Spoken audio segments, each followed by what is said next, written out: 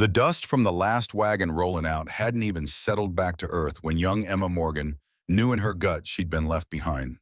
That morning sun was beating down hard on the Colorado Territory, and she was standing all alone, next to her busted-up trunk with tears cutting clean trails right through the dust on her pretty face.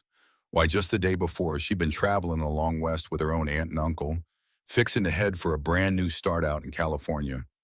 But now they were gone, just up and left at the crack of dawn, not even a goodbye, while she was down at the creek getting water for the day.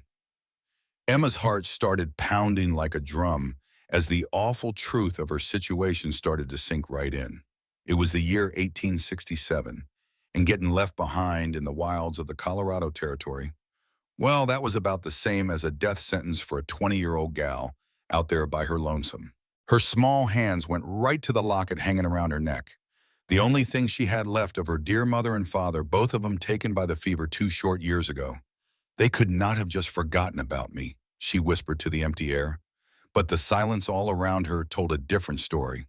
Her Aunt Gertrude, Lord knows, never tried to hide how much she resented having to take in her own late sister's child, especially after Emma turned down that marriage proposal. That awful arrangement Gertrude had tried to force on her way back in St. Louis. The sound of a horse's steady trot pulled Emma right out of her despair. She turned on her heel, one hand raised to shield her eyes from the sun as she searched the horizon. A lone rider came into view, his shape growing larger and clearer as he rode in from the direction opposite of the wagons that left her. Emma felt a sudden jolt of fear. A woman all alone had a lot to be afraid of in these territories, and that was especially true of strange men. She looked around in a panic for something to protect herself with, her hand finally closing around a heavy branch that had fallen from a big cottonwood tree nearby. The rider slowed his horse down as he got closer, and Emma could finally see he was a tall fellow, broad in the shoulders and tanned by the sun, with a weather-beaten hat pulled down low. He wore the kind of practical clothes you'd expect on a working cowboy: dusty denim pants, a faded old shirt, and leather chaps that were worn from hard use. "Ma'am," he called out. His voice was deep but gentle as he tipped the brim of his hat. "Seems to me you've been left in quite a tough spot." Emma straightened her back, trying to look a whole lot braver than she felt inside. "I am quite all right, sir. My family will be coming back for me any moment." The cowboy swung down from his horse with an easy, natural grace, and he kept a polite distance. When he took off his hat, Emma could not help but notice he had striking blue eyes that were a sharp contrast to his sun-weathered skin and sandy brown hair that curled just a bit at the back of his neck. "The name is Noah Tanner, ma'am. I have been on the trail of that wagon train for the last day, and I can tell you for a fact, they are not turning back around. They crossed the river about 5 miles west of here, and they are pushing onward, making good time."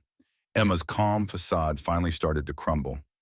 "That cannot possibly be true. My own aunt and uncle would not just leave me behind out here."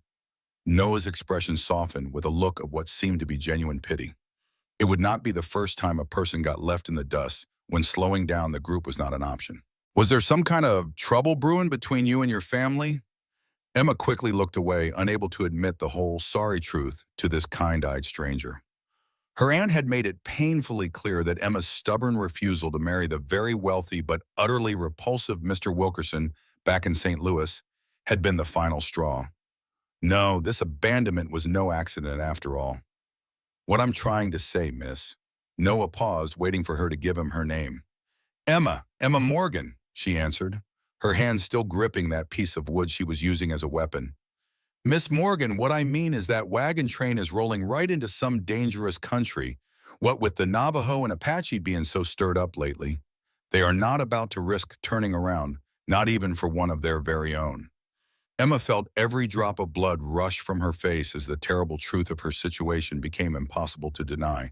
"Then what am I supposed to do?" she asked, and she hated the little shake she heard in her own voice. Noah looked over the few possessions she had, all scattered around her: a single trunk with a busted latch, a small travel bag, and a bonnet that had been dropped in the dirt. His eyes came back to rest on Emma's face, taking in her simple cotton dress, in the determined set of her jaw, despite the fear he saw in her eyes. "You are coming with me now," he said, plain and simple. "Pueblo is a 3-day ride from here. I can get you there safely, and then you can decide what to do next. Emma stiffened right up. Sir, I could not possibly travel alone with a man I have only just met. It would be most improper. One corner of Noah's mouth turned up, into a real tight corner. Ma'am, and I mean this with all due respect, your choices are mighty slim.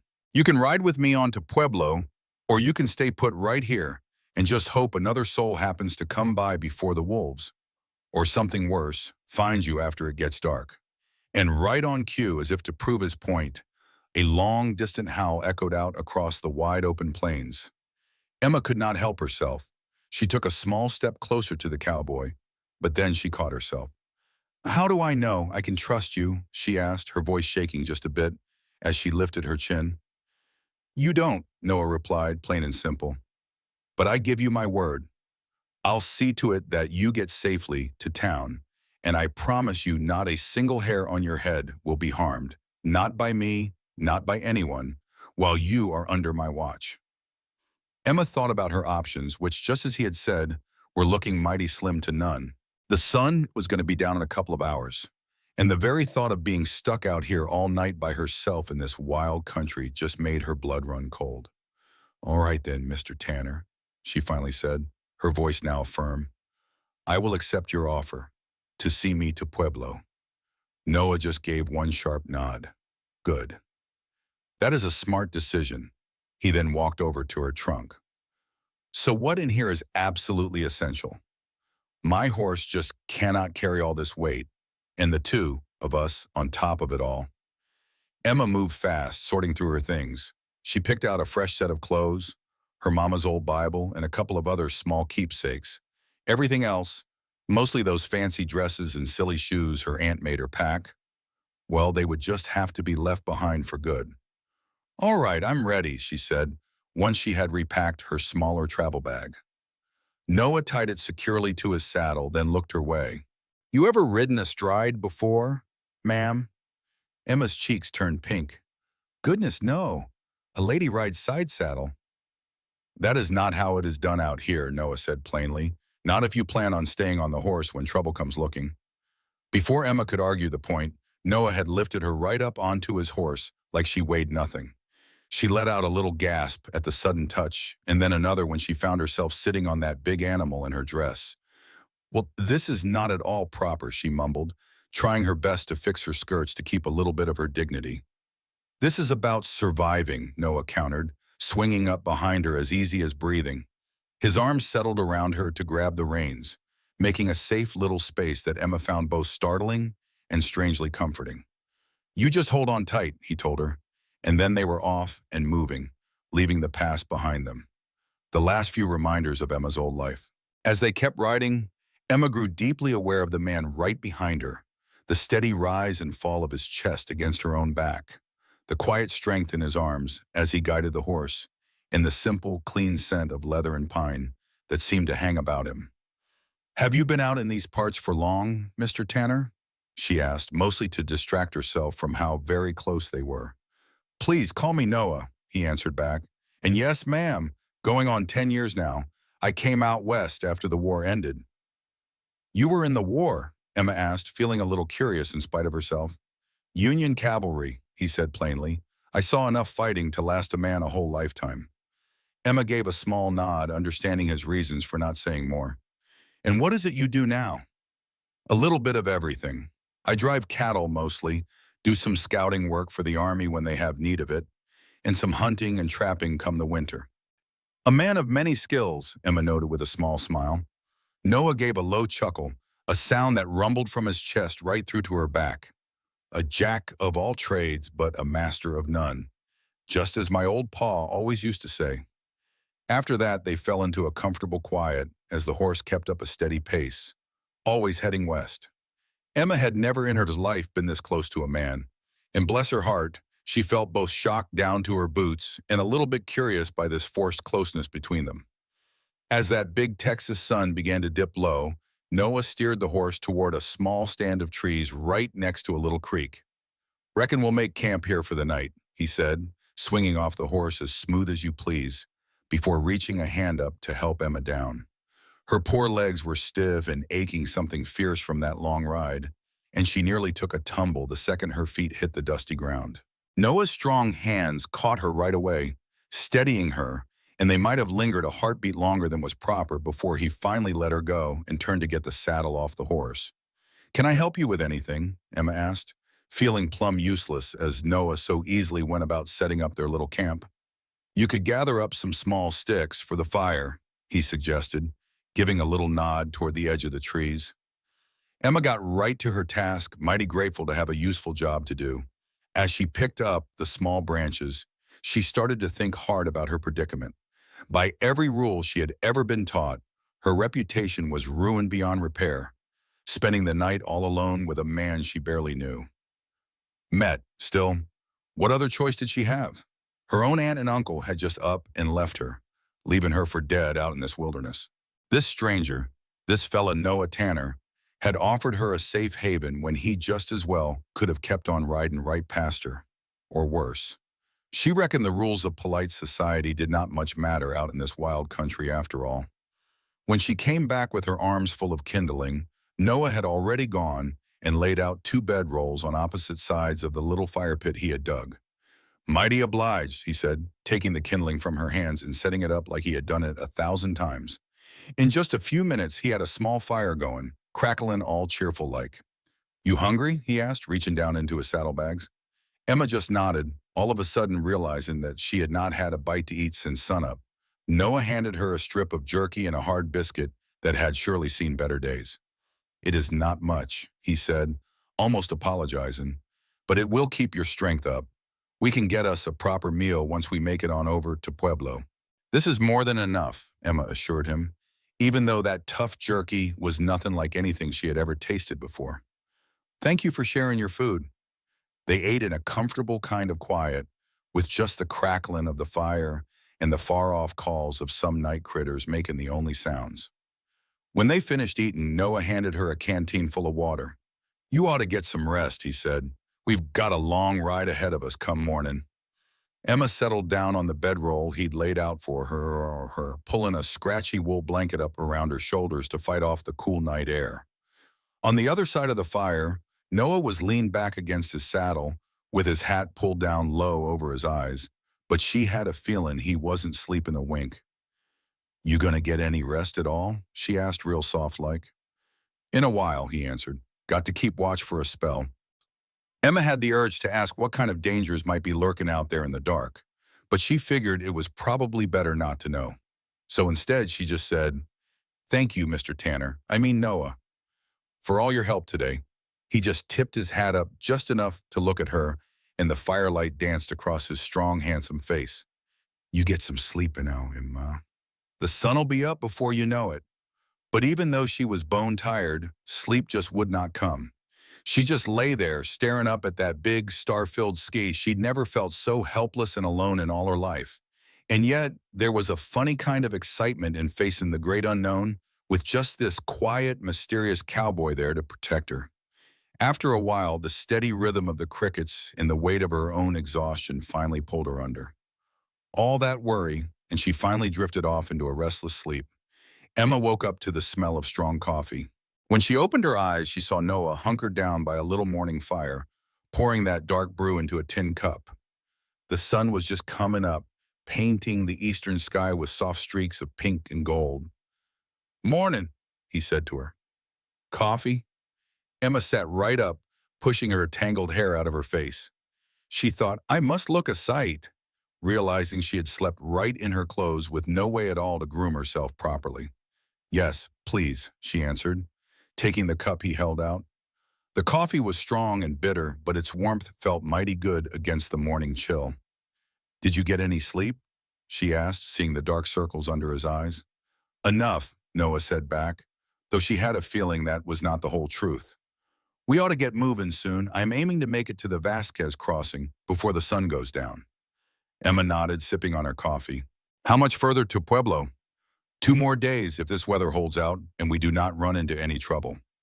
The easy way he mentioned trouble sent a cold shiver right down Emma's spine. What sort of trouble should we be expecting? Noah's face turned dead serious. "Folks are feuding over this land, and things with the native tribes are boiling over." The army's been pushing the tribes onto reservations, and you can bet not everyone's going along quietly. Then you have your regular bunch of outlaws looking to hold up any travelers. That's very concerning, Emma said, trying to hide how scared she was. Don't you worry, Noah told her, giving a small smile. I know this country like the back of my hand, and I'll steer us clear of any real trouble. They packed up camp in a hurry after that, Noah moving fast and sure, while Emma did her best to pull herself together with the few things she had. She managed to fix her braid and splash her face with a little water from the canteen, but she still felt grimy and a complete mess. Just like before, Noah lifted her onto his horse, then swung up right behind her. Emma Moam was surprised to find that it all felt almost natural today, her body not so tense as they rode out across the vast prairie. As they rode along, Noah pointed out all sorts of landmarks and shared stories about his time in the territory. Emma found herself, she was completely captivated by his tales of survival and adventure, a whole world away from the quiet life she had always known back in St. Louis. So how in the world did you end up traveling west with your aunt and uncle? Noah asked while they took a short break to water the horse at a little creek. Emma paused for a moment and then figured there was no real point in hiding the truth. After my folks passed on from the fever, I had nowhere else in the world to go. My Aunt Gertrude, my mother's sister, she took me in, but she made it plain as day that I was a burden. When Uncle Frederick decided to go seek his fortune out in California, I was brought along mainly because Aunt Gertrude needed some extra help with all the cooking and the washing, and they just left you behind. There was a hard edge of anger in Noah's voice. Just like that, Emma nodded, trying to blink back the sudden tears in her eyes. I suspect it was not any kind of accident. The night before, I overheard them talking about how I had been nothing but trouble since St. Louis for refusing the marriage match they had arranged for me with a man 3 times my age. Noah's jaw tightened. Some people just do not deserve to be called family. Maybe it is for the best, Emma said, surprising herself with the thought that just came to her. I was never going to have the kind of life I wanted back there with them. And what kind of life do you want, Emma Morgan? Noah asked, his clear blue eyes watching her with a true and honest interest. That question just plain caught her by surprise. In her whole life, no one had ever asked what she wanted. I'm not entirely sure, she had to admit. Something more than just being somebody's wife or a burden on my family, I suppose. I want to be useful, to make my own way somehow. Noah gave a slow, thoughtful nod. Pueblo is growing up fast these days. There could be a place there for a woman with some grit. I surely hope so, Emma replied. I have very little money and even fewer prospects, but I am willing to work hard. That counts for a whole lot out here, Noah told her, as he helped her get back up on her horse. The West does not care one bit about where you came from, only about what you can do. And they kept on with their journey right through the long afternoon, and the landscape started to change as they pushed farther to the west. The flat, open plains started giving way to more rugged country, with big rocky formations and ravines that cut deep into the ground. Noah explained that they were following the trail of the Arkansas River, though they were keeping it at a safe distance for the most part. Distance to stay clear of the rougher parts of the trail. As that sun started to dip, Emma noticed Noah getting mighty watchful, his eyes constantly sweeping the horizon. His whole body had tensed up behind her, and she could feel how on edge he was, like it was a physical thing. Is something the matter? She finally asked. Probably nothing, Mighty answered, though his voice told a different story. I spotted some dust about a mile back. Could it be riders following us? Emma asked, and you could hear the fear in her voice. Can't be certain, but we are going to take the long way around just to be safe. Noah steered the horse down into a narrow ravine, following what looked to be an old animal trail. The high rock walls on either side gave them some cover, but Emma could not help feeling all boxed in down in that tight space. They rode in a tense silence for almost an hour before coming back out onto open ground. Noah immediately pointed them toward a thick patch of trees way off in the distance. We will make camp right there tonight, he told her. It is not the Vasquez crossing I was hoping for, but it will have to do. By the time they made it to the trees, the darkness was falling on them fast, helped Emma down from the horse, and then right away he started unsaddling the animal, working with a sure and steady hand in the last of the fading light. We are not making a fire tonight, he told her in a low voice, as he laid out their bedrolls a little bit closer together than they had been the night before. Emma just nodded her head. She knew exactly what he meant. Someone really could be following them, and a campfire would be like a big sign pointing right to where they were. That thought sent a cold shiver right through her that had nothing at all to do with the cooling night air. "Here," Noah said, handing her a piece of jerky and a thin slice of dried apple. "It is not much of a supper, but it is a quiet one." They ate in complete silence, listening to the sounds of the night settling in around them. When they were finished, Noah checked his heavy revolver before sliding it back into its worn leather holster.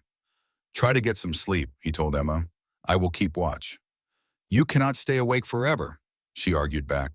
"You need your rest, too." "I will wake you if I feel my eyes getting heavy," he promised. "Now sleep. Tomorrow is likely to be a very long day." Emma lay down, pulling the wool blanket up tight around her shoulders. Despite being bone-tired, sleep felt a million miles away with the thought that danger could be hiding nearby, hid in the shadows. She watched as Noah leaned himself up against a big tree trunk, his outline just a shadow in the deep dark. "Noah," she whispered after a long moment, "who in the world do you think is following us?" He stayed quiet for so long she figured he was not going to answer. Then he let out a sigh. "Might be nothing at all. Or it could be some of Barlow's bunch. They have been hitting small towns and robbing folks on the road between here and Pueblo. Just plain outlaws." Emma's voice had a little shake to it. "I know, but they usually go after bigger groups, folks with more to take. Just one man and a woman might not be worth their trouble to follow." That "might not" did not do much to calm Emma's nerves. She pulled her blanket even tighter around her shoulders. "I am not about to let anything happen to you," Noah said. Real quiet, like he could feel her being scared. "I gave you my word." And the funny thing was, Emma believed him. Even though she had only known this man for a little more than a day, she felt she could trust him with her life. Maybe it was because she had to, or maybe there was just something solid and trustworthy about Noah Tanner, with that steady way he looked at you and how he just knew what to do. "Thank you," she whispered back to him. Before long, being so tired. Her worries finally settled down and Emma drifted off into a fitful kind of sleep. Her dreams were a tangled mess, filled with dark shadows chasing her and the heavy sound of horse hooves. She woke up once in the dead of night to find Noah still on watch, his eyes catching the little bit of moonlight that slipped through the trees. Their eyes met for just a heartbeat before she fell back into sleep. When Emma opened her eyes again, the first gray light of dawn was just starting to seep through the trees. Noah was crouched low beside her, a hand gently shaking her shoulder. "We've got to move," he said, his voice quiet and strained.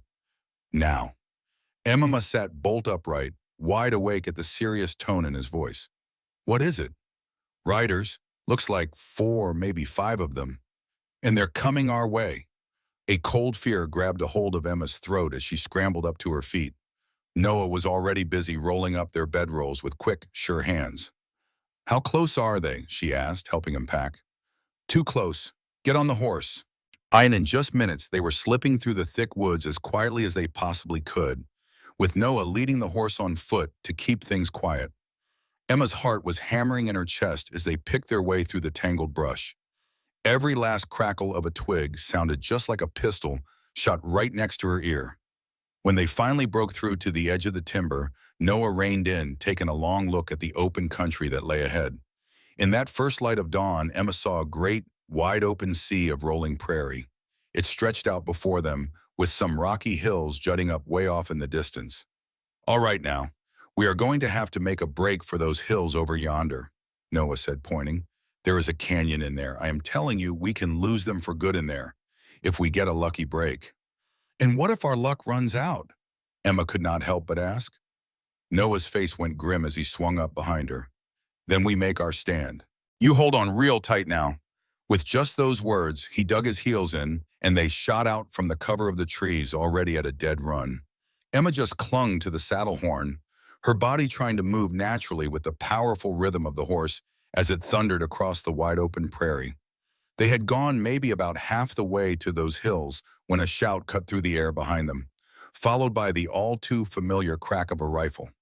Noah let out a curse and pushed the horse to go even faster. Keep your head, get down, Noah hollered over the howling wind and the thunder of hooves.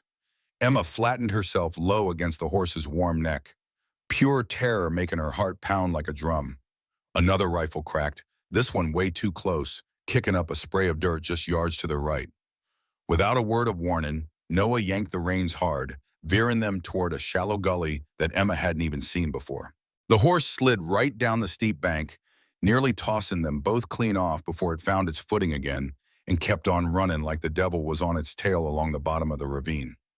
More gunfire echoed from up high, but the deep cut in the earth gave them a little bit of cover from the men chasing them.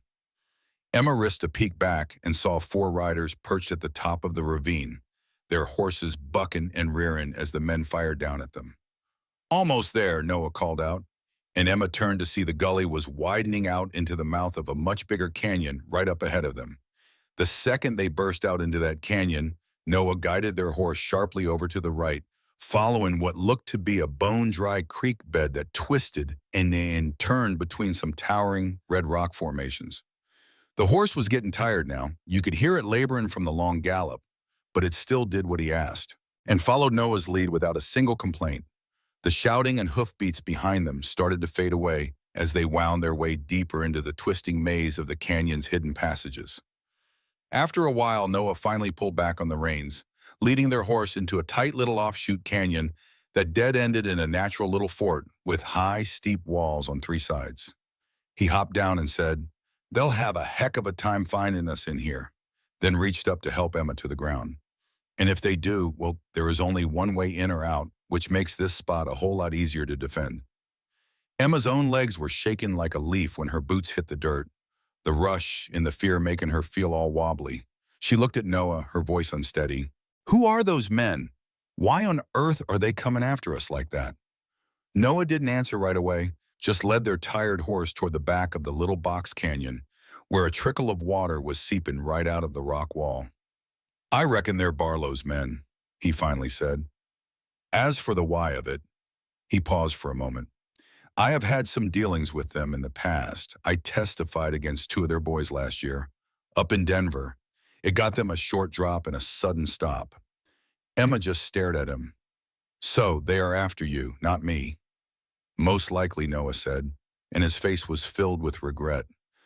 "I am so sorry, Emma. I never figured they would come this far south of the territory. I swear I never would have put you in this kind of danger if I had any idea." "You could not have known," Emma said, and she was surprised by the steadiness in her own voice, without a hint of blame. "And you are risking your own life to protect me. I can't rightly blame you for having a few enemies." Noah's tight expression seemed to ease up just a little. "You are taking this a whole lot better than most folks would." "What choice do I have?" Emma answered, ever the practical one. "Besides, I am beginning to think life out in these territories requires a certain way of rolling with the punches." A ghost of a smile touched Noah's lips. "That it surely does." He moved to the opening of the box canyon, peeking carefully around the corner. "I do not hear them anymore, but you can bet they are still searching. We should probably stay put until it gets dark." Emma nodded and went to sit on a flat rock right up against the canyon wall. The morning sun had not yet crept into their little hiding spot, and she shivered a bit in the cool air. "Here," Noah said, noticing she was uncomfortable. He shrugged his way out of his leather jacket and handed it right over to her. "Won't you be cold?" Emma asked, even as she was gratefully taking the heavy garment. "I am used to it," he replied with a little shrug. Emma slipped on the jacket and it nearly swallowed her, being so much smaller. It smelled of worn leather, horses, and that a scent she could not quite name, but one she now knew belonged only to Noah. The warmth of it, still holding the heat from his own body, was a strange kind of comfort in all this trouble. They fell into a quiet, watchful rhythm after that. Noah kept a sharp eye on the entrance to their little hideout, while Emma tended to the horse, giving it just a few precious sips of water from the little bit they had left in their canteen. As the morning dragged on and the sun climbed higher in the sky, the air in the box canyon started to bake. Emma finally took off the jacket, folding it up real neat and placing it on a flat rock. "Tell me about your life before you came out to the territories," she said, her voice breaking the long stretch of quiet. "You mentioned you fought in the war." Noah had been carefully cleaning his revolver, and he looked up, a bit taken aback by her direct question. After a second, he nodded. There is not much to tell. I grew up on a small farm back in Ohio. Joined up in '62 when I was just 18. I fought with the 6th Ohio Cavalry right up until Appomattox. And what happened after the war? Emma asked softly when he fell quiet again. Noah's hands went right back to their steady, careful work of cleaning the weapon. I went home, only to find my parents had both died of typhoid fever while I was gone. The bank took the farm. Did not have much keeping me in Ohio after that, so I just headed on west. The plain-spoken sadness of his story touched Emma's heart. I am so sorry about your folks, she said, her voice gentle. Seems like we both have that kind of hurt. Noah nodded, taking in her words. What about your life before you came to St. Louis? Emma managed a small smile, thinking back. We lived in Boston. My father, he taught literature at the university there. My mother schooled me right at home, in literature, numbers, even a little bit of Latin. They had some forward-thinking ideas about how to educate a young woman. Well, that explains why you talk so fine, Noah noted with a little grin. Emma let out a soft little laugh. My aunt was always just scandalized by my bookish ways, as she liked to call them. She was sure a woman only needed enough schooling to read her Bible and keep the household books. Your aunt sounds like a plain fool, Noah said bluntly. Being smart is a gift, not something to be ashamed of. His words warmed Emma more than the sunshine now pouring into their little hideout. Not many fellas in her life had ever cared about a woman's thoughts. Their quiet conversation drifted on and off throughout the long afternoon, sharing tales from the lives they'd lived before as they waited for the sun to go down. Emma found out that Noah had a younger sister who had gotten married and moved to Oregon long before the war, and he had not seen her since that time. Noah, for his part, listened with real interest as Emma spoke of her dreams of maybe becoming a school teacher or even a person who writes stories someday. As the sun started dipping low, casting long shadows all across their hiding spot, Noah grew sharp again, his whole focus turning back to the trouble they were in. All right, we'll wait till it's pitch black, he said, checking his pistol one last time before putting it away. Then we'll try to slip right past them and head on toward Pueblo. It is a big risk, but staying here is not a choice. We are way too out in the open, and we're running mighty low on water. Emma nodded, swallowing down the big lump of fear that tried to rise up in her again. What can I do to help? You stay right by my side and do exactly as I tell you, with no questions. Noah told her, his face dead serious. Now listen, if things go sideways for me, you take this horse and ride for Pueblo like your life depends on it. Follow that North Star. Just keep it a little off to your right shoulder. You ought to make it to town in about a day's ride, long as you do not stop for anything. Nothing is going to happen to you, Emma said, her voice firm, refusing to even let her mind go to that dark place. A quick smile touched Noah's lips, and it was a real one. Well, I do admire your spirit, Miss Morgan. As the last light faded from the sky, they got ready to leave their hideout. Noah went and saddled up the horse, which had been resting all through the long day, while Emma packed up the few supplies they had left. Once everything was set, Noah gave her a hand up onto the horse before swinging up right behind her. Remember now, he whispered, his voice right by her ear. Not a single sound. They moved as carefully as they could out of that box canyon and started down the winding paths of the bigger canyon system. That little sliver of a moon gave them just enough light to see their way, although Noah seemed to be trusting his memory and his gut more than his own eyes as he led them on through the pitch black. Every one of Emma's senses was stretched as tight as a fiddle string. Every single time the horse's hooves clicked against the rock, it sounded as loud as a thunderstorm to her ears, and it felt like every single shadow was hiding a threat, a waiting enemy. Noah's solid frame at her back was the only thing keeping her steady against the fear creeping up her spine. They had almost made it to the mouth of the canyon when a gunshot cracked the quiet night wide open. The bullet whined off a rock just to their left. Noah didn't hesitate. He spurred that horse into a dead run, trading being quiet for being fast. Hold on tight, he hollered just as they burst out of the canyon and into the open country. More shots came right after, along with angry shouts and the sound of horses coming up fast behind them. Noah kept that horse running at a full gallop, weaving a wild path back and forth across the moonlit prairie, trying to make them a harder target to hit. Emma hung on to that saddle horn for dear life, her body moving along with the horse's powerful rhythm. The wind pulled the tears right from her eyes as they flew across the landscape, and the sounds of the chase slowly started to fade away behind them. For nearly a whole hour, Noah pushed that horse hard before he finally eased up to a more steady pace. He listened real hard for a few long minutes before he finally spoke. "I reckon we lost them for now," he said, his breath warm against the back of Emma's neck. "But we need to keep on moving. Pueblo is still a whole day's ride from where we stand." So they pushed on straight through the night, only stopping for a minute here and there to let the horse catch its wind. Noah, he kept a sharp eye out the whole time, always glancing back over his shoulder for any sign of someone on their trail. Poor Emma was just plumb tuckered out, and she found herself just kind of fading in and out of sleep, held up by Noah's strong arms wrapped right around her. The sun started peeking out just as they were crossing a shallow little river, with the horse stepping real careful across all those rocks on the bottom. Once they got to the other side, Noah finally pulled up and said that was enough for now. "We both need some rest," he said, as he helped Emma down from the saddle.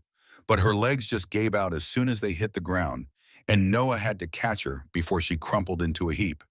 "Easy now, I gotcha." Emma was just too worn out to even feel a bit of shame for being so weak, or by the way Noah's arms held her steady around the waist to keep her on her feet. "Just need a minute," she mumbled, even though deep down she felt like she could sleep for a whole week straight. Noah gently helped her sit down in the shade of a big cottonwood tree. Then he went and quickly pulled the saddle off the horse and let it get a good long drink from the river. When he came back to her, he was holding what was left of their food, just a few pieces of jerky and the last of those dried apples. "You gotta eat something," he said softly, handing Emma her portion. "We can rest up for 2 hours, but that's all. Then we gotta push on toward Pueblo." Emma felt a protest rise in her throat. Knowing 2 hours was barely a blink, but the deep worry lines carved into Noah's face made her hold her tongue. He was doing every single thing he could think of to keep the both of them breathing. The very least she could do was go along with it and not cause a fuss. They ate without a word, the pitiful little meal hardly making a dent in Emma's gnawing hunger, but it was just enough fuel in the tank to keep on going. When they were done, Noah eased himself down beside her, his back against the tree trunk, and their shoulders brushed together. "Get some sleep," he told her softly. "I'll wake you when it's time we move out." "You need to rest too," Emma mumbled back, her words lost in a big yawn. "I'll just rest my eyes for a spell," Noah promised her, but she had a feeling he wouldn't really sleep a wink. Even though she was determined to keep her own eyes open and make sure Noah got some real rest himself, that bone-deep exhaustion took a hold of Emma within just a few minutes. She fell into a heavy, dreamless kind of sleep, barely noticing at some point when her head found a resting place right there on Noah's shoulder. When her eyes finally fluttered open, the sun was a whole lot higher up in the big Texas sky. She woke with a jolt, realizing her head was still resting right on Noah's shoulder. And Lord have mercy, his arm had somehow wrapped around her while they slept, holding her safe and sound against his side. Emma sat straight up, her face turning red as a summer sunset. "Oh my goodness, I am so sorry. I didn't mean to." "It is all right now," Noah said gently, his own face a little flushed as he slowly moved his arm back. "We were both plumb tired." He squinted up at the sun. "Looks like we slept a lot longer than I planned on. We had better get a move on." They got their things together in a hurry, both of them carefully looking anywhere but at each other. Emma just had to wonder what in the world Noah was thinking of her now. Decent women did not just fall asleep on the shoulder of a man they hardly knew, no matter how bad things had gotten. And yet, when Noah helped her up onto the horse, his hands were just as kind and respectful as they had ever been. And when he got on behind her, there was not a hint of anything improper in the careful way he handled the reins. "Pueblo is about an 8-hour ride from here, if we ride hard," he told her as they headed out. "We should be able to get there by sundown." The long day stretched right in front of them, hot and kicking up dust as they rode across the open country. Noah kept them moving at a good clip. You could tell he was mighty anxious to reach the safety of town before the folks chasing them could catch up. They didn't talk much, just saving their energy for the journey. As the afternoon started to fade, Emma began to spot the first signs of civilization. Some fenced fields way off in the distance, a weathered old signpost pointing towards Pueblo, and the occasional wagon tracks in the dirt. Her spirits started to lift at these little signs that their whole ordeal might be over soon. Then, just as the faraway buildings of Pueblo came into view on the horizon, Noah suddenly pulled the horse to a sharp halt. "Riders," he said, his voice low, "coming up fast from the south." Emma's heart just sank as she squinted her eyes in the direction he was looking. And sure as shooting, a big cloud of dust marked a group of horsemen moving real fast to cut off their path into town. "It's them, ain't it?" she asked, already feeling the answer in her gut. Noah's jaw tightened up as he weighed their options. "Yep, and they've gone and cut us off from the main road to town. What are we going to do?" Noah just pointed toward a line of trees following a dry creek bed to their all right. "We are heading for those trees. We will follow the creek toward town. It is a longer way, but it should give us some cover." They set off at a full gallop, the tired horse digging deep in response to Noah's urging. Behind them, the distant riders changed their course, having finally spotted their prey. The trees seemed a lifetime away as they raced across the wide open ground, with the riders behind them gaining ground with every single passing minute. Emma found herself praying like she had never prayed in her life, begging the good Lord for just a little more speed, a little more time. They were just a few yards from the tree line when the first bullets started to whistle past them. Noah let out a curse and leaned lower over the horse, pushing it to a final burst of speed that carried them into the blessed safety of the woods. The creek bank made a perfect natural trench that they followed at a dangerous pace, the horse slipping and scrambling along the slack, muddy ground. Behind them, their pursuers crashed into the trees, hollering to each other as they tried to keep up the chase in the tight space. "Almost to town," Noah encouraged, just as they rounded a sharp bend in the creek and saw the first buildings of the town.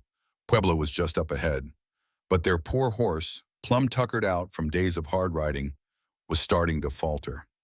Its stride got all uneven, and it was gasping for air. Noah had to slow them down, much as he hated to. He knew that pushing the poor animal until it collapsed would spell the end for them both. The sound of riders behind them got louder as their own pace slowed to a crawl. Emma dared to look back and saw two riders breaking out from the trees right behind them, closing in fast on their exhausted horse. "Noah," she said, her voice tight, pointing back the way they came. He followed her gaze and made a split-second decision. "When I say jump, you roll off the horse to the right and stay down low," he ordered, pulling out his revolver. "What in the world about you, Tetgown?" she asked. "I'll be right on your heels. Just trust me." Emma gave a firm nod, bracing herself for his signal. They had just about reached a bend in the creek where a big old fallen tree made for some natural cover. As they got right up on it, Noah hollered, "Now!" Emma let go of the saddle horn and threw herself off to the side, hitting the ground hard and rolling just like he told her to. The impact knocked the wind clean out of her lungs, but she still managed to scramble behind the safety of that fallen tree, just as Noah had clearly planned all along. Noah, for his part, slid off that horse with a calm sureness, giving the animal a good slap on the rump to send it trotting on ahead while he hustled to join Emma behind that sorry excuse for a wall. He got down right next to her, his trusty revolver already in hand as those fellas came around the bend. "Keep your head low," he warned, his voice steady as the first of them jokers came into view. That fella saw them plain as day and started raising his rifle, but Noah was quicker on the draw. His six-shooter barked 2 times, and that rider just folded right out of his saddle with a loud holler. The second man pulled his horse up short, seeing what happened to his partner, and started bringing his own iron around to answer back. Emma hugged the dusty ground for all she was worth as lead chewed up the wood right over her head. But Noah just kept returning fire, calm and steady, making every single shot count. After a trade of fire that felt like it stretched on for an eternity, but really was only a handful of seconds, that second rider went down hard too. And just like that, a deafening quiet fell over the place, and all Emma could hear was the frantic beat of her own heart and the slow, steady breathing of Noah right beside her. Then, off in the distance, came the blessed sound of hoofbeats getting further away fast. It seemed the rest of that sorry bunch had decided that chasing them down just was not worth the price. "Are they gone for good?" Emma whispered after a few long, tense minutes had passed.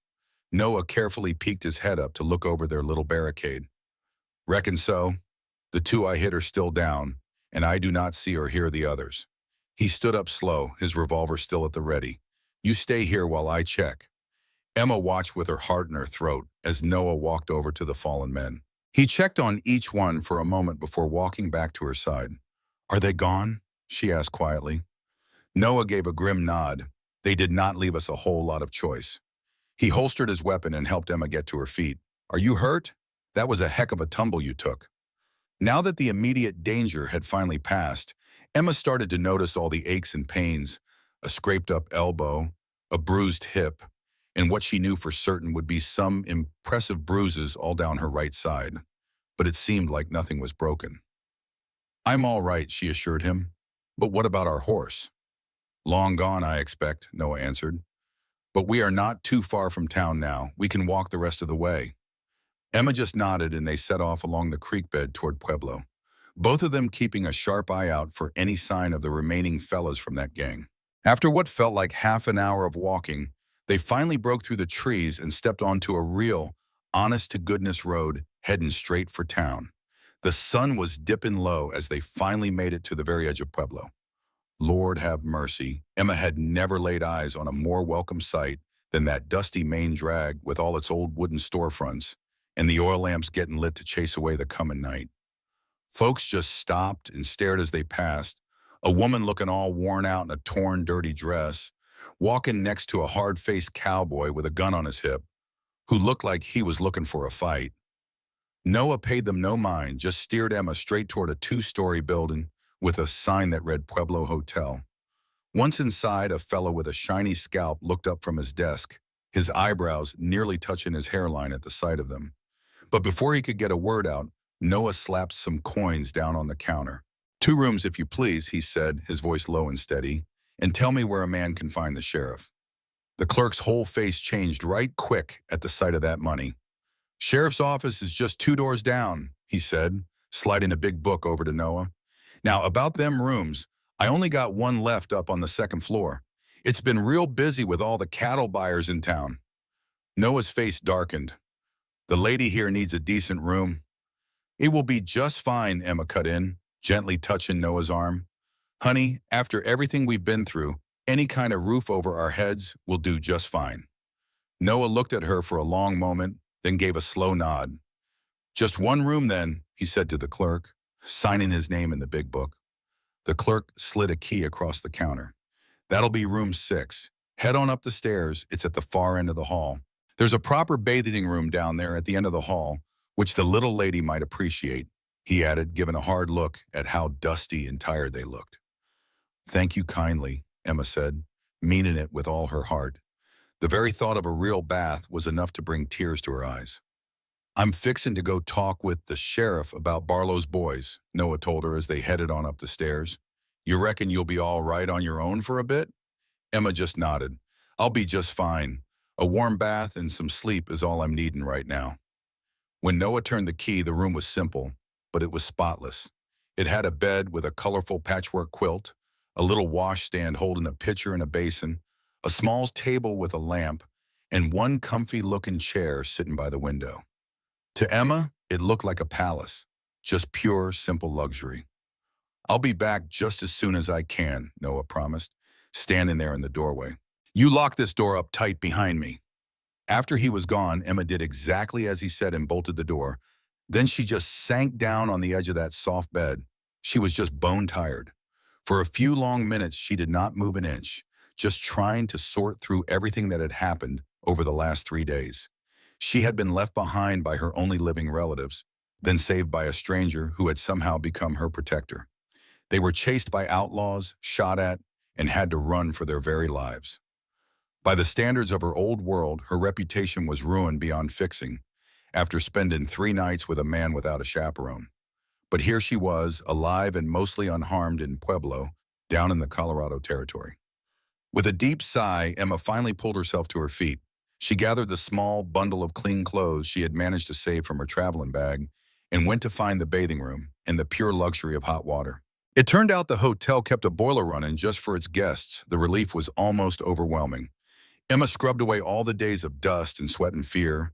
She washed her hair real good, and started to feel like a person again for the first time since being left in the dust by that wagon train. When she returned to the room, all dressed in her cleanest remaining dress, she felt renewed. Her hair was still a little damp, but braided up nice and neat, and she found Noah standing there in the hallway, waiting for her right outside their door. I was starting to get a little worried, he said, his eyes taking in how different she looked all cleaned up and fresh. That bath was just too good to rush, Emma told him with a little smile. Did you get a chance to talk to the sheriff? Noah gave a nod and followed her right on into the room after she unlocked the door. He's sending some of his men out to go and collect those fellas. He said he's been chasing after Barlow's gang for a few months now, and he's mighty grateful for any help in thinning out their numbers. Are you going to be in any trouble for what you had to do to them? Emma asked, her voice full of concern. Nah, it was self-defense, plain and simple.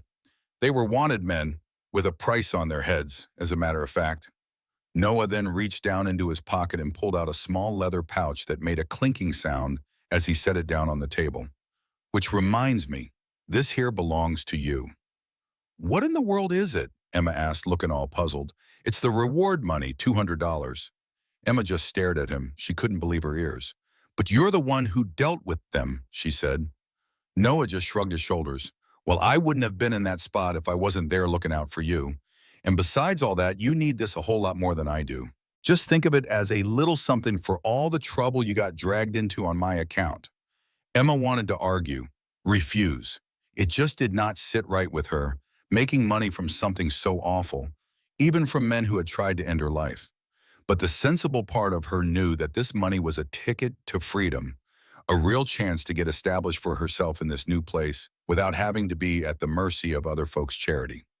Thank you, she finally said, though I surely wish it had come some other way. Noah just nodded, like he understood completely. I brought y'all some supper, he said, changing the topic. He gestured toward a covered tray on the little table that Emma had not even seen in her surprise about the reward money. Figured you might be hungry? And right on cue, Emma's stomach let out a loud rumble at the very mention of food, which made them both crack a smile. I am starving, she admitted with a small laugh. They shared that simple meal, some hearty beef stew, fresh bread, and a slice of apple pie, all in a comfortable quiet. When they were all done, a bit of an awkward moment settled in as they both looked over at the single bed. I will just sleep in the chair, Noah said real quick, seeing the worry on her face. Well, that is hardly fair after everything you have done, Emma protested. You need a proper rest just as much as I do. I have slept in much worse places, Noah assured her with a little grin. Believe me, this chair is a palace, compared to what some folks endure. Emma, bless her heart, wanted to argue some more, but she could not figure out what other option to even suggest. All the proper manners her mama had raised her with seemed so very important one minute, and just plain silly the next, after all they had been through together. Well, at least take the quilt, she finally said, pulling it from the bed and holding it out to him. Noah took it with a grateful nod. You ought to get some rest, he told her kindly. Come morning, we can sort out your next steps.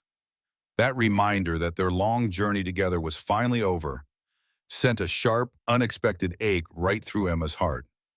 What in the world was she to do now? Noah had kept his promise, every last word of it, to bring her safely all the way to Pueblo. He did not owe her anything more. Emma slipped beneath the covers, still wrestling with this heavy, unwelcome thought, as Noah turned down the lamp. And just like that, the room was filled with shadows, except for the pale moonlight streaming through the thin little curtains. She could just barely make out his shape, a dark outline as he settled himself into the chair, spreading the quilt over his legs.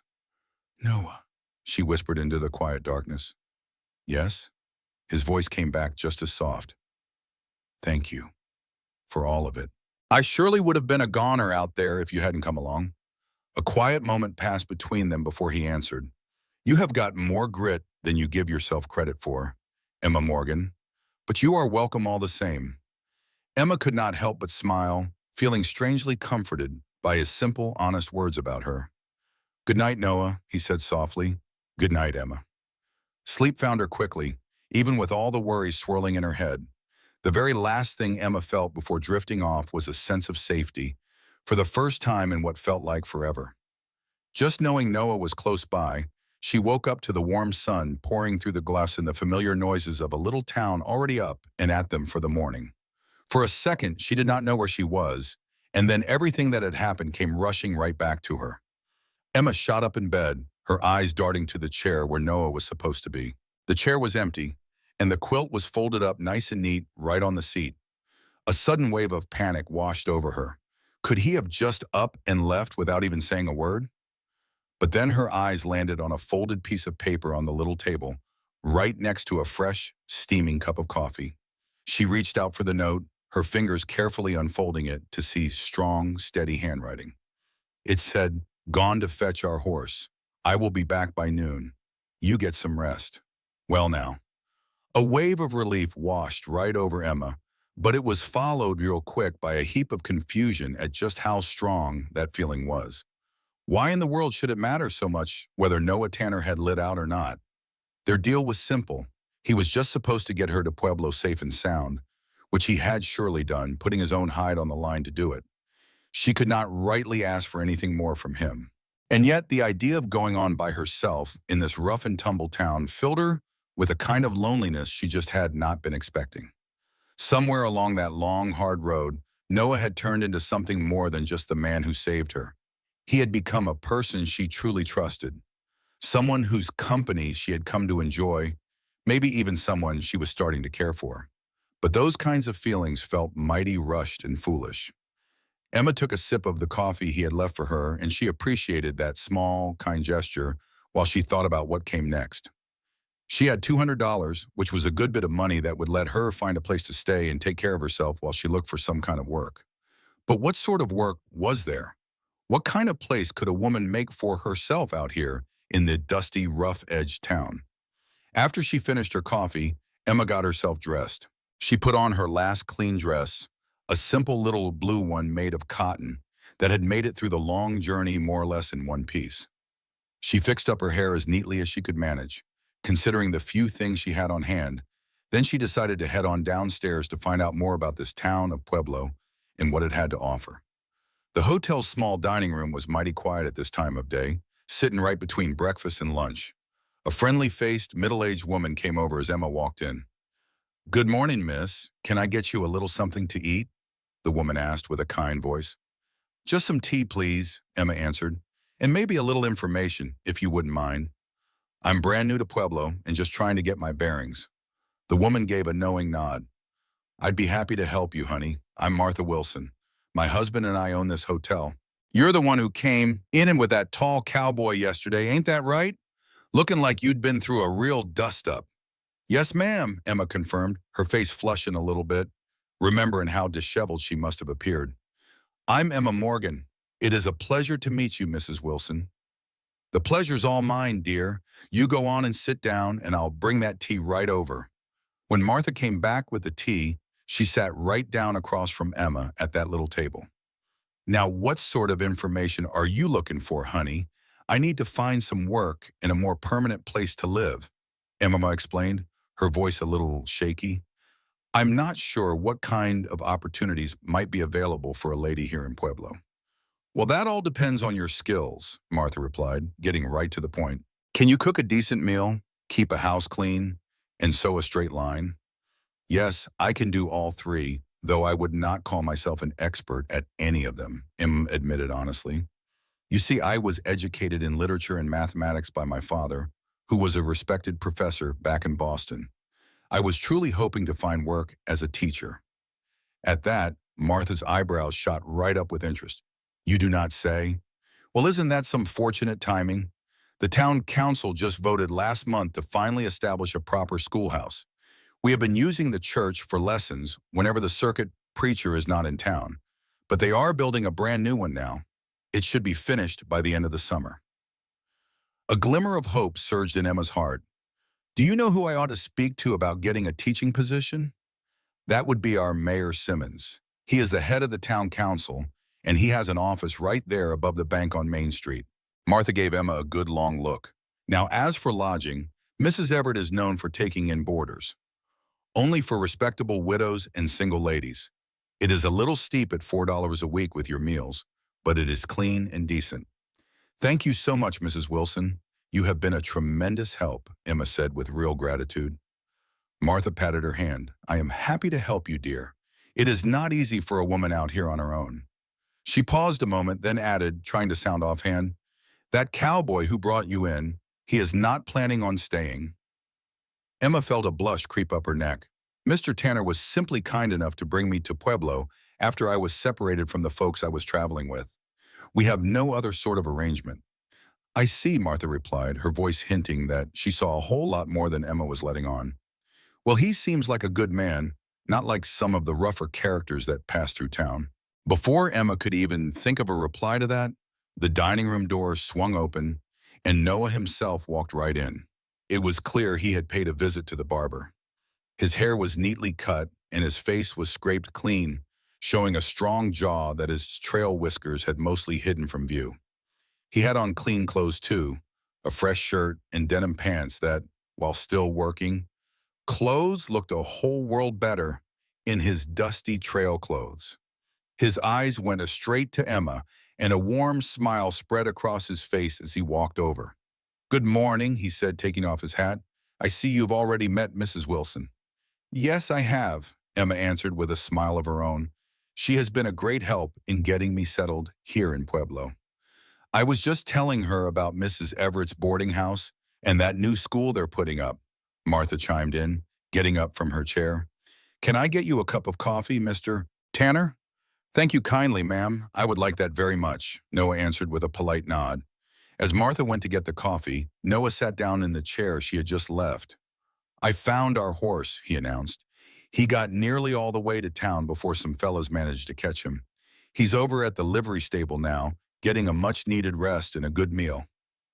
Oh, I am so glad, Emma said, truly relieved. That horse saved us.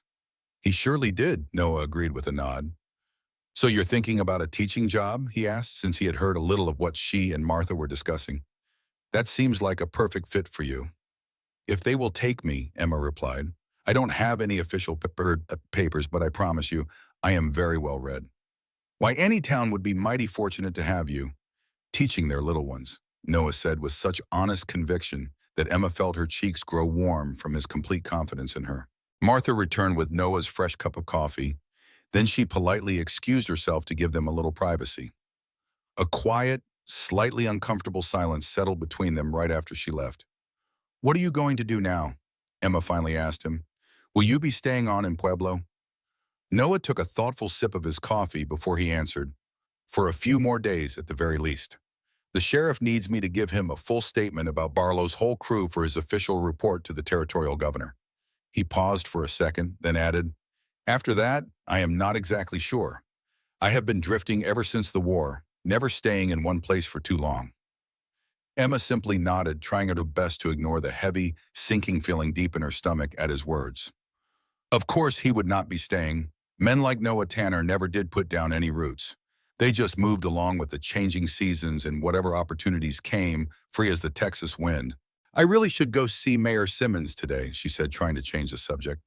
And Mrs. Everett as well, to see about a room. I will walk with you if you would like, Noah offered. Pueblo is full of mostly decent folks, but a lady on her own can still draw the wrong kind of eyes. Attention now and again. I surely thank you, Emma said, feeling grateful for his help, but also a little heartbroken at the thought that this arrangement was not going to last. After they finished their drinks, they headed on out, ready to tackle Emma's very first day in her brand new town.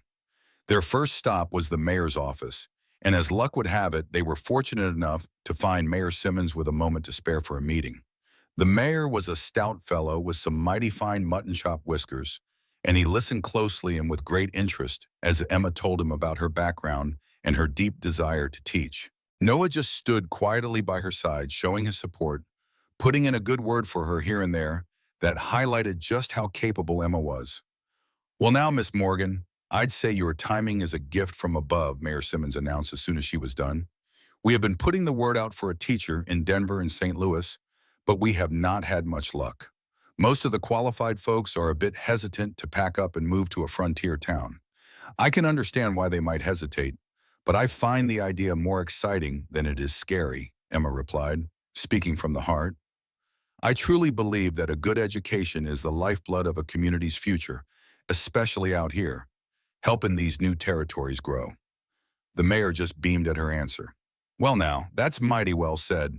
The job pays a good $40 a month, and the school year runs all the way from September clear through to May. Our brand new schoolhouse ought to be all finished up by the end of August. Now, until then, would you be open to holding a few informal classes for those little ones whose folks are just eager for them to keep on learning right through the summer?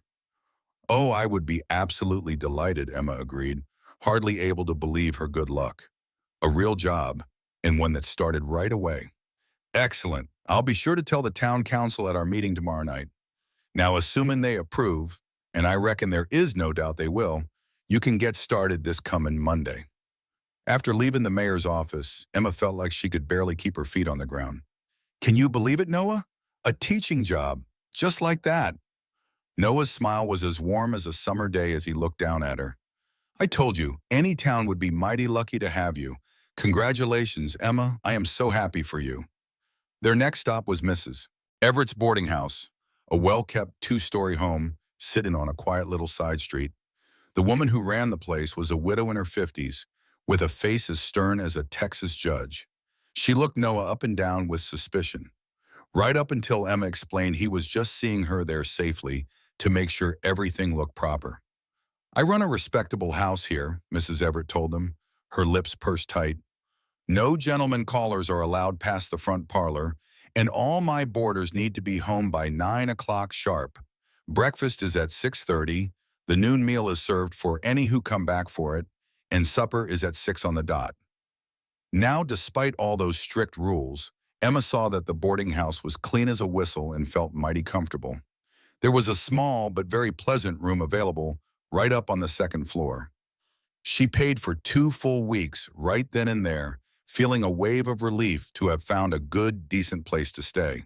So when are you fixin' to move your things in? So when we almost from Bishop, Noah asked once they were back on the street. Well, I have precious few things to even move, Emma answered with a soft little laugh. It is just what is in my traveling bag at the hotel. I reckon I can be all moved in tomorrow. They used the rest of that afternoon just exploring Pueblo, with Noah showing her all the places a person needs to know. The general store, the town bank, the post office, and the little bitty church that was also serving as the schoolhouse for the town's children. By the time they finally headed back to the hotel, by supper time, Emma felt she was getting a pretty good feel for her new home. Over their meal, Emma just found herself watching Noah, trying to learn by heart the way his eyes crinkled when he smiled, the deep rumble of his voice, the capable and steady strength in his hands. Tomorrow he would help her get settled with Mrs. Everett, and then what? He would give his side of the story to the sheriff, maybe hang around another day or two, and then ride away, just like a tumbleweed. The thought brought a surprising little ache to her heart. In just 4 short days, this man had become so important to her in ways she could not even begin to explain, not even to herself. He had saved her life, yes, but what she felt was more than just being thankful. There was a real connection between them that went way beyond their short time together, a feeling of understanding, of knowing him somehow. Emma, Noah's voice gently pulled her from her thoughts. You doing all right? She realized she had been staring right at him, lost in her own little world. Yes, of course, she replied, maybe a little too quick. Just thinking about everything that has happened. It has been one heck of a journey. That it has, Noah agreed, his gaze holding hers with a seriousness that made her heart do a little flip, a memory I'll hold on to for a good long while. The very next morning, Emma started gathering up her few belongings, getting herself all set to move into Mrs. Everett's boarding house. Now Noah insisted on walking with her, carrying her carpet bag for her, even though she kept telling him she was perfectly capable of handling it all on her own. Just humor me, he said with a little grin. I still reckon that fella Barlow might have some other boys round here who could spot you. So they walked on in a comfortable quiet, making their way through the streets of Pueblo. That morning's sun was already promising it was going to be another scorcher. Emma did her best not to think about how this might just be one of their last walks together. She focused instead on the good things, like the excitement of her brand new job and her new place to stay. Mrs. Everett met them at the front door, and her face looked just a little bit more welcoming than it had the day before. "Morning, Miss Morgan. Your room is all set for you whenever you're ready." "Thank you kindly, Mrs. Everett," Emma answered back, real polite-like. "This is mighty kind of you."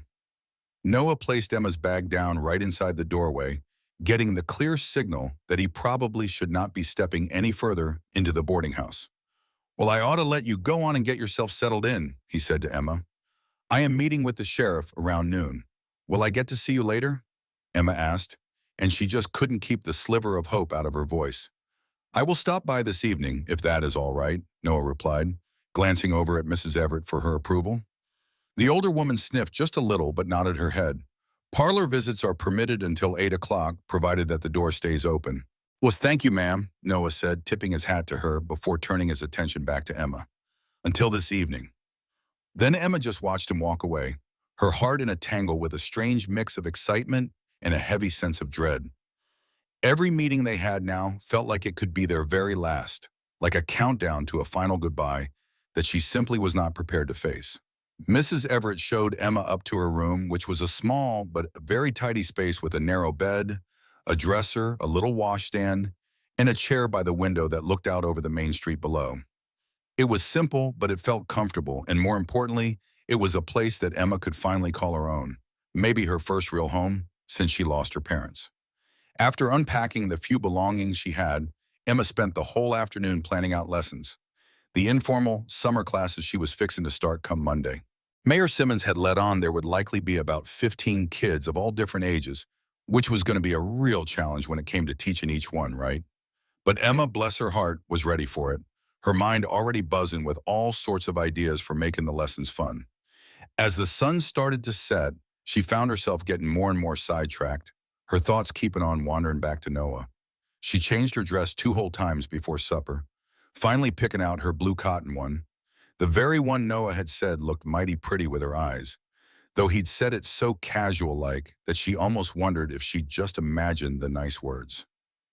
Right on the dot at 7, there was a knock at the front door. Emma, who'd been making a show of reading in the parlor for the past half hour, tried her best not to look too excited as Mrs. Everett went to answer it.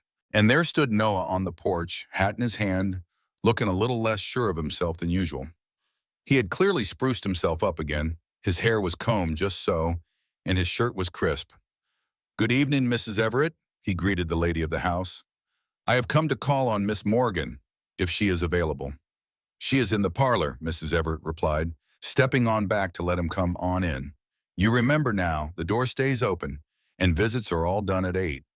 "Yes, ma'am," Noah agreed, looking mighty serious, though Emma spied a little twinkle of fun in his eyes as he followed Mrs. Everett down to the parlor. "Miss Morgan, you have a caller," Mrs. Everett announced, stating the obvious, before she headed back to her sitting room across the hall, where Emma had no doubt she would be keeping a very watchful eye. "Good evening, Noah," Emma greeted him with a smile, setting her book to the side. "Please have a seat." Noah took the chair right across from hers, placing his hat on the little table right there between them. "How are you getting settled in?" he asked. "Very well, I thank you. My room is quite comfortable, and I have spent the whole afternoon planning out lessons for my students." Emma paused a moment, then asked the question that was weighing most on her mind. "How did your meeting with the sheriff turn out?" "It went well enough. I gave him my statement, described what the rest of that gang looked like. He is sending out telegrams to all the neighboring towns to be on the lookout." Noah paused for a second, and then he continued. "Offered me a job." Emma's heart just about skipped a beat. "A job? Right here in Pueblo?" Noah just nodded. "The deputy sheriff says he's been on the lookout for someone with military experience, who knows his way around the territory. The pay is not much to speak of, but it's steady work." "Are you thinking about taking it?" Emma asked, trying her best to keep her voice steady, despite the hope that was swelling up in her chest.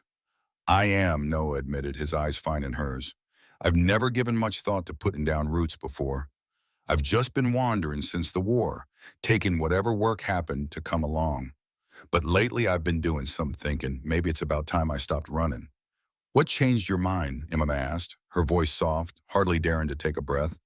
Noah held her gaze, steady as a rock. "I reckon you already know, Emma." That simple statement, spoken plain as day but with a whole lot of heart, made Emma's own heart start to pound. Was he truly saying what she thought he was saying? Could this man, the one who saved her life and had shown her nothing but respect and kindness, possibly feel a little of what she had started to feel for him? Noah, she began, not even sure what she was trying to say. I know this is almighty sudden, he cut in. He leaned in a little closer too. Now we have not known each other but a week, but these last few days. He trailed off for a moment, looking for the right way to say it. I have never met nobody quite like you, Emma. Your grit, your gumption, and your good heart. The way you stood tall through all that mess and never once crumbled. Emma could feel a warm blush creeping up her cheeks hearing him talk like that. Well, you make me sound a whole lot bigger than I am, she said, a little shy. No, Noah said, real firm. Surely do not. If anything, I am having trouble finding the right words to say just how special you truly are. He took a good deep breath. I am not expecting a thing from you, Emma, but I just wanted you to know. One of the reasons I am thinking hard about that deputy job is, well, it is the chance to see where something between us might go if you are of a mind to Tremon. Emma's heart felt like it was going to beat right out of her chest. I am willing, she said, her voice soft, surprising even herself with how bold she sounded. Mighty willing. The smile that lit up Noah's face was like the sun breaking through the clouds after a storm. Warm, bright, and full of promise. He reached his hand across the little table that sat between them. Offering it to her, Emma put her hand right in his without a second thought. Hesitation, feeling a little thrill from the gentle strength of his fingers as they closed right around hers. I'll go talk to the sheriff tomorrow, Noah said, and tell him I'm accepting the position. They spent the rest of their time together talking about practical matters, like where Noah could find a place to stay in town and when Emma would be starting her teaching duties. They even wondered how they'd handle the social chatter of Pueblo society as things started to grow between them. But underneath all that simple talk, there was a real current of joy and excitement, a quiet understanding that something mighty precious and unexpected had just started right there between them. When the clock on the mantel chimed 8 o'clock, Mrs. Everett appeared right on time there in the doorway. It's 8 o'clock, Mr. Tanner, she announced, and her voice left no room for any kind of argument. Noah got to his feet right away, showing respect for the rules of the house. Thank you kindly for your hospitality, Mrs. Everett, he said politely, just before he turned back to Emma. Would it be all right if I came to call on you tomorrow, Miss Morgan? Why, I would like that very much, Mr. Tanner, Emma answered, and the formal way they spoke couldn't hide the warmth they both had in their eyes. Noah gave her a slight, respectful bow, picking up his hat from off the table. Well, I'll see you tomorrow then. Good night, Emma. Good night, Noah, she answered back, her voice real quiet, watching him follow Mrs. Everett on out the door. After he was gone, Emma just sat there for a good long while in that quiet parlor, her mind just spinning with all the things she'd found out that evening. Can you believe just 5 days earlier, she'd been left behind, all by herself, staring death right in the face out in that wild country. And now here she was with a roof over her head, in the very start of what felt like it could be the biggest adventure of her whole life, finding love and being loved right back by Noah Tanner. The next few weeks flew by in a real whirlwind of getting things done and feeling all sorts of new things for Emma. Her little summer school started up with 17 children, all of them different ages, from little 6-year-old Lily Parker, who was just getting the hang of her letters, to 15-year-old James Wilson, who needed some help with more difficult arithmetic to help out at his daddy's general store. That little classroom they'd set up in the church was mighty hot and crowded, but Emma just thrived on the whole challenge of it, earning the respect of not just her students, but their folks too, with how dedicated she was and her clever new ways of teaching them. Noah, a man of his word, went ahead and accepted the position of deputy sheriff, and he found a place to stay in a small cabin right on the edge of town. His new duties kept him plenty busy, walking the streets of Pueblo and riding out to the ranches nearby to help folks settle their arguments. Every now and then, he even had to escort prisoners to Denver for their trial. But he always made time each day to see his Emma, whether it was walking with her through town or coming to call at the boarding house in the evenings. Sometimes he would just stop by the church to see how her classes were coming along. The way they courted was a beautiful mixture of doing things the right way and true, honest affection, which Emma found to be both a breath of fresh air and wonderfully exciting. Noah was always respectful of her important job as the town school teacher, and he was careful to maintain appearances so that nothing would ever harm her good standing in the community. And yet, when they had a moment alone as they ever could be with Mrs. Everett's watchful eye on them, there was a spark between them you just could not deny, a special bond that grew even stronger with each day that went by. By the middle of August, just as the new schoolhouse was about to be finished, their feelings for each other was plain as day to anyone with eyes in their head. Martha Wilson took to sending a knowing wink Emma's way whenever she and Noah had supper at the hotel restaurant. Sheriff Taylor started ribbing his deputy about how he'd started sprucing himself up and getting all his duties done on the dot before the evening visiting hours over at the boarding house.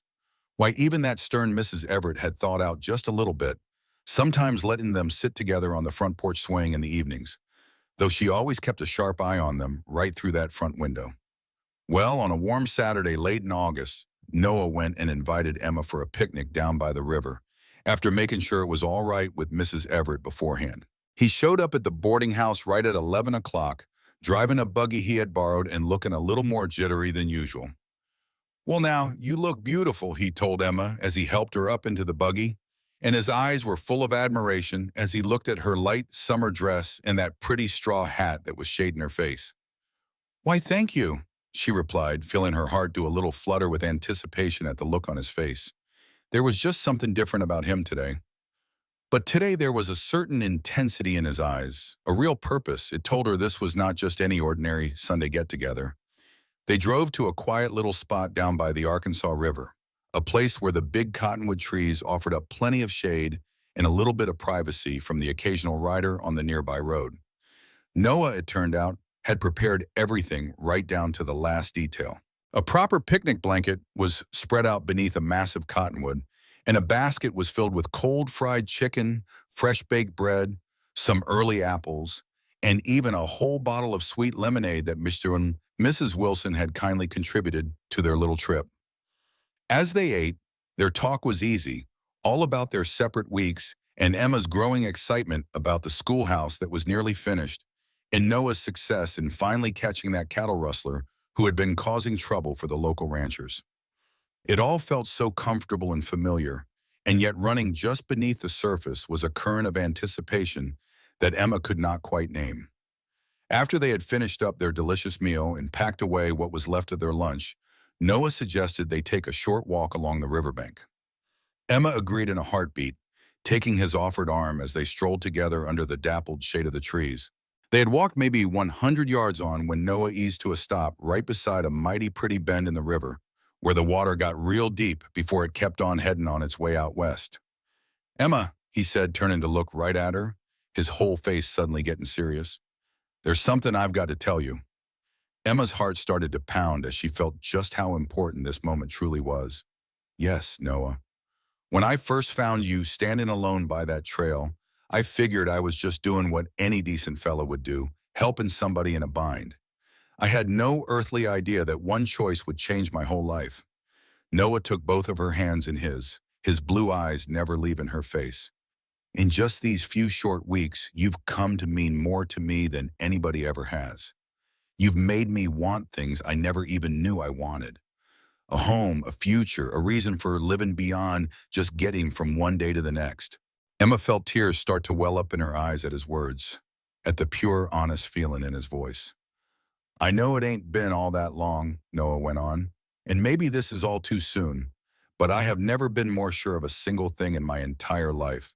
He let go of one of her hands to reach into his pocket, pulling out a small velvet pouch. From inside, he brought out a simple gold band with a single sparkling diamond. "Emma Morgan, would you do me the incredible honor of becoming my wife?" The tears Emma had been trying to hold back spilled freely then, making warm paths right down her cheeks. "Yes," she whispered, and then a little stronger, "Yes, Noah Tanner, I will marry you." Noah's whole face broke into the brightest smile as he slipped the ring right onto her finger.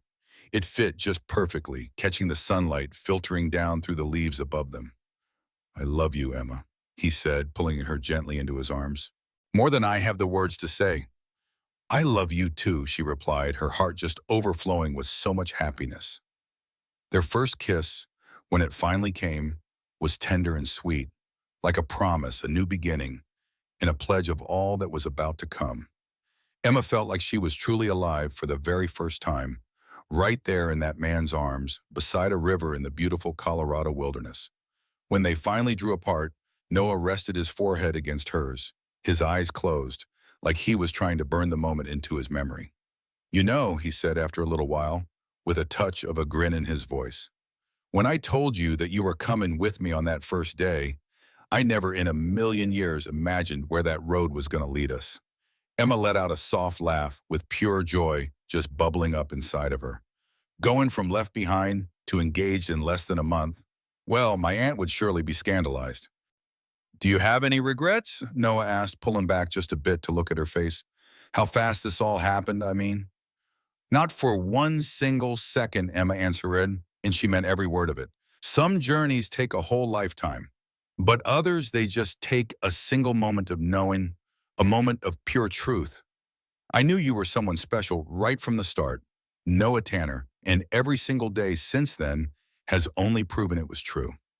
They got back to town late that afternoon, both of them just glowing with happiness as they went to share their good news.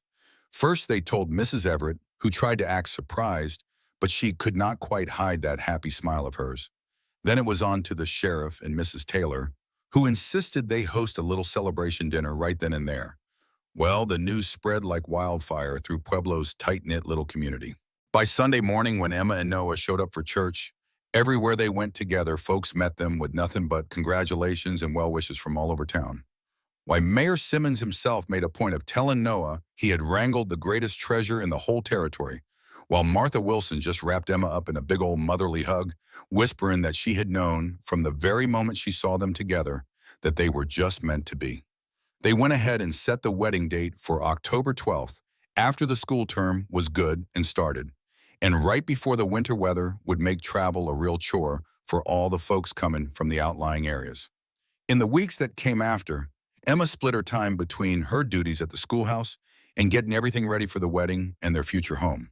Noah had been working steady on fixing up the little cabin he was renting, adding a proper stone fireplace, and making the one big room into two with a dividing wall, and building all the furniture with his own two hands. Emma did her part, sewing up pretty curtains in the evenings and bringing over quilts gifted by the good ladies of Pueblo, who had surely taken the young schoolteacher right into their hearts. Their wedding day dawned clear and cool, and you could see the aspens in the distant mountains showing their gold, showing off their golden autumn colors.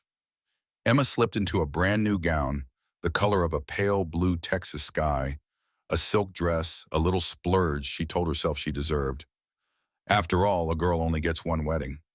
Mrs. Wilson was right there helping to pin up her hair and place a small wreath of delicate white flowers that acted as her veil. "Oh, honey, you look absolutely beautiful, my dear," Martha said, her voice soft as she stepped back to take in the sight of her handiwork. "That young man of yours is not going to know what hit him." Emma could not help but smile, her fingers finding the familiar locket at her throat. It was her mother's, the only piece of jewelry she had on, besides that beautiful engagement ring. "I sure do wish my parents could be here today," she said, her voice just a whisper. "I just know they would have loved Noah." "Oh, sweet girl, they are watching over you today," Martha assured her, giving her hand a gentle pat. "And they would be so very proud of the woman you have become." That little church was filled right up to the rafters when Emma walked in, holding on to the arm of Sheriff Taylor, who had been kind enough to offer to give the bride away. And there at the altar stood Noah, looking more handsome than a man has a right to be in a new suit. His eyes were locked right on Emma with so much love and pure wonder. She felt her own heart swell up inside her chest. Their ceremony was a simple affair, but it was full of meaning, with Emma and Noah exchanging the very vows they had written themselves, their own vows to each other. When Noah promised he would cherish and protect her for all his days, just as he had since the very moment he found her, well, there was not a single dry eye in the church. And when Emma pledged to walk right beside him through whatever path their life might take, filled with gratitude for the day he came into her life, Noah himself had to blink back a few tears. The party afterward lasted long into the evening, with the entire town turning out to join in on the celebration. There was dancing in the street, and tables were groaning with food brought by every single household, and enough good wishes to last them a lifetime. As night fell and lanterns were lit up all around the town square, Noah took Emma's hand and led her toward their waiting buggy, which was all decorated with ribbons and flowers by his fellow deputies. They ran through a happy shower of rice and cheers, laughing as they climbed up into the buggy that would take them to their new home and their new life together. The cabin, when they finally reached it, had been completely transformed. Lanterns hung from the porch rafters, casting a warm and welcoming glow over the entrance. Inside, the fireplace was crackling with a real welcoming blaze, and every surface held bunches of wildflowers and soft candlelight. "Welcome home, Mrs. Tanner," Noah said, his voice low and soft, lifting Emma into his arms to carry her right on over the threshold. Emma wrapped her arms tight around his neck as she looked at the man who was finally her husband. "Home," she whispered, the word just filled with pure wonder. "I never reckoned I would have a real home again after my folks passed on. But home is not just a place, is it? It is the person you get to share it with." "You got that right," Noah agreed, setting her gently back on her feet, but keeping his arms around her. "And I am fixing to spend the rest of my life making sure you always feel right at home with me." The kiss they shared then was deeper, more honest than any before it, a promise of the night to come, and all the nights that would follow, a true commitment to the life they were going to build together. Later that night, as they lay together in the quiet dark of their cabin, Emma thought about the incredible journey that had brought her to this very moment. Left behind and all alone, she had found not just a rescue, but real love. Not just shelter, but a true purpose. That trail was a long and hard road, I tell you what. It was downright scary at times, but it brought me right here, right into Noah's arms, to a true home, and with folks who care and a future that's looking mighty bright, full of promise. "What's on your mind, darling?" Noah asked, his voice low and soft, his fingers drawing gentle patterns on her bare shoulder. "I was just thinking that getting left for lost turned out to be the best darn thing that ever happened to me," Emma said, and she meant every single word of it, "'cause it brought me straight to you." Noah pulled her in a little tighter and pressed a soft kiss right on her forehead. "Well, I thank the good Lord every single day that I stumbled across you on that trail," he murmured. "The second I told you, 'You're coming with me now,' I didn't have a clue. Yet I was speaking my own future right into being." Emma couldn't help but smile there in the dark, tucking her head against his chest, right where she could feel the strong, steady rhythm of his heart. "You know, I reckon we were always meant to find each other out here," she said, her voice just a whisper.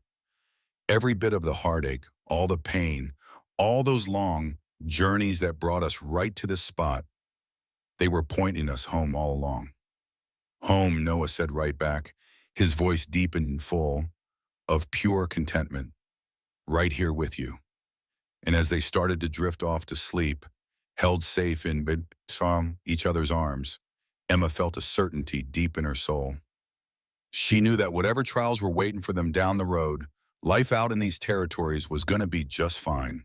They were ready to face it all together. With that same grit and iron will that had seen them through their first long and dangerous journey, she'd gone from abandoned to cherished, from lost to found, and from being all alone to being bound together for life. Emma's heart was just plumb full, knowing that she had found more than just a husband. She'd found a true partner for all the long trails yet to be ridden.